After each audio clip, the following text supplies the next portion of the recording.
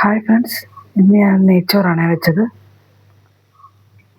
പിന്നെ ഒരു special salad കൂടെ ഉണ്ടാക്കിയ പൈനാപ്പിൾ സാലഡ്.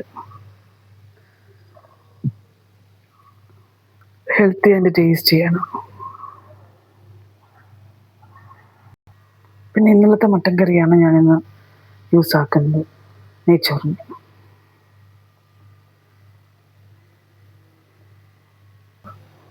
പിന്നെ ഇന്ന് എനിക്ക് കടുമാങ്ങ അച്ചാറല്ല, ഇന്ന് എനിക്ക് അടമാങ്ങ അച്ചാറാണ്. നമ്മൾ മാങ്ങ അരിഞ്ഞിട്ട് നമ്മൾ വെയിലത്ത് വെച്ചിട്ട് ഉണക്കത്തില്ലേ, അത്. പരിപ്പ് കറി, പിന്നെ ഞാൻ പരിപ്പ് കറി വെച്ചിട്ടുണ്ടായിരുന്നു. പക്ഷെ പരിപ്പ് കറി വെന്തിട്ടില്ല, അതുകൊണ്ട് ഒന്നുകൂടെ ഞാൻ റെഡിയാക്കാൻ പോവാം.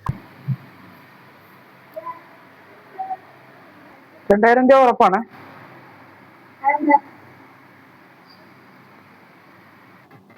ഞാൻ മട്ടൻ കറി കൊള്ളാമോ?